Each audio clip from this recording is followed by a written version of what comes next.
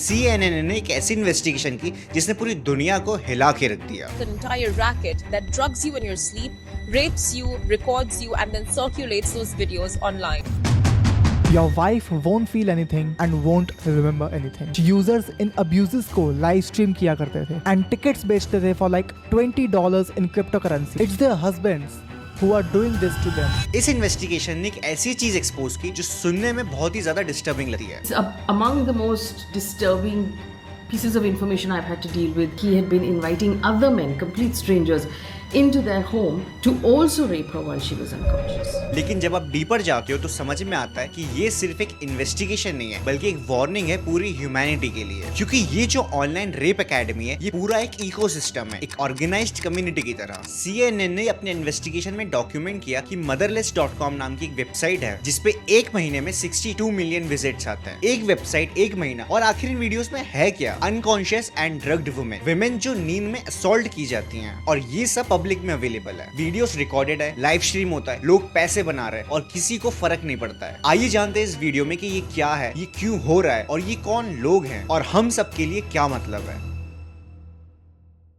ये कोई normal schools नहीं है जो बिल्डिंग्स में होते हैं, ये इंटरनेट पे एक हिडन नेटवर्क है। Facebook groups, Telegram chats, porns website, इन सब के थ्रू ये नेटवर्क फैला हुआ है। यहाँ पे लोग एक दूसरे को स्टेप बाय स्टेप सिखाते हैं कि कैसे आप अपने पार्टनर को नींद के मेडिसिन दे सकते, और जब वो सोया हो तो उसके साथ क्या क्या कर सकते हो, वीडियोस कैसे बना सकते हैं और उन वीडियोस को कैसे दूसरे लोगों को दिखा सकते हैं, सिर्फ और सिर्फ एंटरटेनमेंट के लिए। लेकिन बात सिर्फ वीडियो शेयर करने तक नहीं है, लोग लाइव स्ट्रीम तक करते हैं, मतलब अपने पार्टनर को असॉल्ट भी करते हैं और रियल टाइम में उसको ब्रॉडकास्ट भी करते हैं। और दूसरी साइड पे लोग $20 देके इंटरनेट पे रियल टाइम में ये लाइव स्ट्रीम में देख, और जो देख रहे हैं वो कमेंट्स तक करते हैं कि आगे क्या करना है, और जो असॉल्ट कर रहा है वो उनकी इंस्ट्रक्शन को फॉलो तक करता है। CNN ने डॉक्यूमेंट किया कि एक बार 3 लोगों ने $20 दिए पर पर्सन, और एक आदमी ने लाइव ब्रॉडकास्ट पे उनके इंस्ट्रक्शन को फॉलो किया और सेम चीज करी अपनी वाइफ के साथ। और ये सिर्फ एक वेबसाइट पे नहीं हो रहा, motherless.com नाम की तो सिर्फ एक वेबसाइट है और सिर्फ उसी वेबसाइट पे 20,000 से ज्यादा वीडियोस हैं। वैसे तो ये नॉर्मली इंटीमेसी के मोमेंट्स रहते हैं, पर फिर उसके बाद नींद में विमेंस को असॉल्ट किया जाता है। फरवरी 2026 में इस वेबसाइट को 62 मिलियन विजिट्स मिले, और ये सिर्फ 28 दिन का डेटा है, मतलब हर दिन वेबसाइट पे 22 लाख विजिट्स होते हैं। जब ऐसे क्रेजी नंबर्स दिखते हैं तो पता चलता है ये कोई छोटी प्रॉब्लम नहीं है, ये एक बहुत बड़ी प्रॉब्लम है। CNN ने इन्वेस्टिगेशन करने के लिए कुछ जर्नलिस्ट भेजे। साक्या वांडो ने, कैरा फॉक्स, नीव कैनेडे, इनका ग्रुप था। ये लोग कई महीनों तक अंडरकवर काम करते रहे। वो फेक अकाउंट्स बनाते, ग्रुप्स चैट्स में घुसते और लोगों से बात करते, कन्वर्सेशन रिकॉर्ड करते थे, और धीरे धीरे पूरी पिक्चर क्लियर होने लगी। उन्होंने टेलीग्राम पे ZZZ नाम का एक ग्रुप देखा, और वहां पे जो बातें हो रही थी वो बहुत ही ज्यादा डिस्टर्बिंग थी। कोई पूछ रहा था कौन सा ड्रग देना सही रहेगा, और दूसरी साइड से इंसान जवाब भी कर रहा था कि कौन सा ड्रग देना चाहिए। और फिर CNN को पोलैंड में एक आदमी मिला, पीटर। CNN के जर्नलिस्ट ने इस आदमी के साथ एक क्लोज कनेक्शन बना लिया था। पता चला था ये आदमी अपनी वाइफ की कई वीडियोस ऑलरेडी डाल चुका था इंटरनेट पे। CNN के जर्नलिस्ट ने इसकी लोकेशन ट्रेस करके इसका पूरा एड्रेस निकाल लिया था। CNN की टीम वहां पे गई, एक रेस्टोरेंट में बैठा था अपनी वाइफ के साथ, लेकिन टीम ने वहां पे कुछ नहीं बोला, क्योंकि अगर वो बोल देते तो उसकी वाइफ को अचानक से शॉक लग जाता। इसलिए वो शांत रहे और तुरंत ही पुलिस को सब रिपोर्ट कर दिया। पुलिस ने उस आदमी को अप्रैल में अरेस्ट कर लिया, और फिर उसने सब कुछ एडमिट कर लिया। और फिर ये पता चला कि वीडियो ऑर्गेनाइज करने के लिए एक स्पेशल नेम्स होते हैं, like passed out, I check और एक्सेट्रा। फॉर एग्जाम्पल आप आई चेक की बात कर लो, इसमें आदमी विक्टिम की आंखें ऊपर करके दिखाता है कि वो एक्चुअल में विक्टिम सोया हुआ है। CNN ने देखा कि कुछ वीडियोस की व्यूज 50,000 से ज्यादा थे। कई साइकोलॉजिस्ट ने इन अक्यूज्ड लोगों का माइंड स्टडी किया, और फिर उसने बताया कि ऑनलाइन कम्युनिटी में एक ये ब्रदरहुड बन जाता है, सब एक दूसरे को सपोर्ट करते हैं, और जब सब एक ही काम करने लगते हैं तो ये एक नॉर्मल चीज बन जाती है। अगर सिर्फ एक आदमी हो तो वो शायद ना करे, लेकिन अगर 50 लोग करते हैं तो वो एक मेंटालिटी बन जाती है कि अगर सब कर रहे हैं तो ठीक ही होगा। ये एक ग्रुप मेंटालिटी है, कलेक्टिवली माइंड काम करता है, और ये कलेक्टिव माइंड एक इंडिविजुअल माइंड को शेप तक कर देता है। स्टैटिक्स और नंबर्स को हटा के जब हम रियल इंसान की बात करते हैं तो स्टोरी बिल्कुल अलग हो जाती है, क्योंकि ये नंबर्स सिर्फ नंबर्स नहीं है, ये एक रियल इंसान है। हर नंबर वो एक विमेन है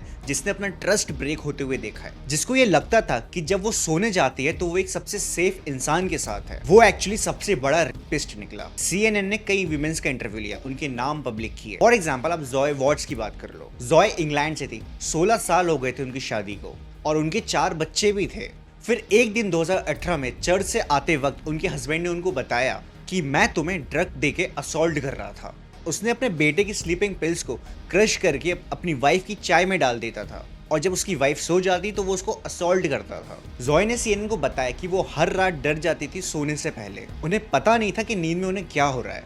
कपड़े बदल दिए जाते थे और माइंड में कांस्टेंट डर बना रहता था। ऐसे ही इंग्लैंड और वेल्स में 43% सेक्सुअल असॉल्ट में पार्टनर या एक्स पार्टनर इन्वॉल्व रहते हैं। जो असॉल्ट अनकॉन्शियस स्टेट में होते हैं, पहले ये परसेंट 21 था, अब 23 हो गया। यानी क्राइम बढ़ता ही जा रहा है। और सबसे डिस्टर्बिंग बात तो ये होती है कि कई लोगों को पता ही नहीं चलता। अब एक ऑब्वियस सवाल आता है कि अगर ये क्राइम है, अगर motherless.com जैसी वेबसाइट को 62 मिलियन विजिट्स मिले एक महीने में, तो फिर ये वेबसाइट्स आखिर बंद क्यों नहीं हो जाती? क्यों ये सब इतना ओपनली चल रहा है और ये लोग जेल में क्यों नहीं है? इसका आंसर जितना ज्यादा मुश्किल है उससे ज्यादा डार्क भी है। यूनाइटेड स्टेट में एक लॉ है जिसका नाम सेक्शन 230 है और ये लॉ प्लेटफॉर्म ओनर्स को लीगल प्रोटेक्शन देता है। इसका मतलब है कि अगर motherless.com जैसी वेबसाइट पे कोई रेप वीडियो अपलोडेड है तो फाउंडर्स क्रिमिनल नहीं माने जाते। यहाँ पे प्लेटफॉर्म जिम्मेदार नहीं है। ये लीगल लूप होल है जो डायरेक्टली बिजनेस को प्रोटेक्ट करता है। यूके का ऑफकॉम इन्वेस्टिगेशन की, लेकिन इन्वेस्टिगेशन इस चीज पे नहीं थी कि रेप वीडियोस आखिर क्यों है। इन्वेस्टिगेशन ये थी कि क्या कंपनी ने प्रॉपर पेपर वर्क सबमिट किए हैं। और ये सब इन्वेस्टिगेशन होने के बाद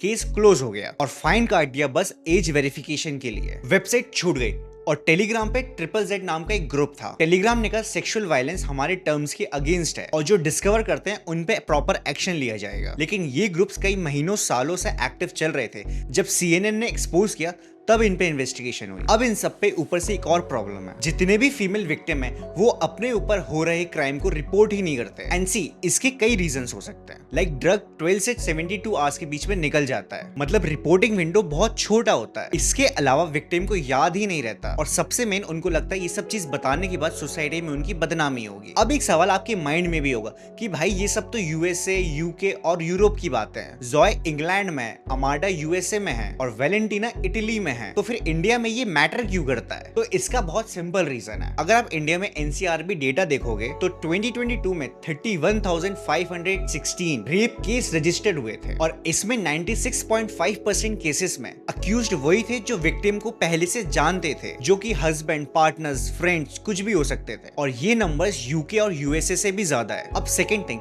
इंडिया में मैरिटल रेप अभी भी लीगल है 2026 में भी। IPC का सेक्शन 375, अब BNS सेक्शन 63 जिसमें एक्सेप्शन क्लॉजेस हैं। अगर आपकी वाइफ 18 साल से ऊपर है तो लीगली आप उनके साथ कुछ भी कर सकते हैं। तो जब USA में 1993 तक मैरिटल रेप लीगल था, इंडिया में 2026 तक लीगल है। इसका मतलब हम 33 इयर्स पीछे हैं। And third reason is technology. India में स्मार्टफोन पेनिट्रेशन 70% से ज्यादा है। व्हाट्सएप, टेलीग्राम इंडिया में बहुत हेवीली यूज होता है। motherless.com और इसकी जैसी कई वेबसाइट इंडिया में बहुत इजीली अवेलेबल है और सेम ड्रग इंडिया में भी प्रिस्क्रिप्शन पे बहुत इजीली मिल जाता है। मतलब ये सारी प्रॉब्लम सिर्फ वेस्ट की प्रॉब्लम नहीं है, बल्कि इंडिया में भी एग्जिस्ट करती है। बस हम इसको नाम नहीं देते और इसको रिकॉर्ड नहीं करते और हम इसको डिस्कस भी नहीं करते। और जब कुछ डिस्कस नहीं होता तो उसका सोल्यूशन भी नहीं आता। अब ये सारी प्रॉब्लम सॉल्व हो सकती हैं, लेकिन प्रॉब्लम सॉल्व करने से पहले ये मानना पड़ेगा कि प्रॉब्लम एग्जिस्ट भी करती है। एक फिलोसफर ने कहा था, शेम मस्ट चेंज साइड्स।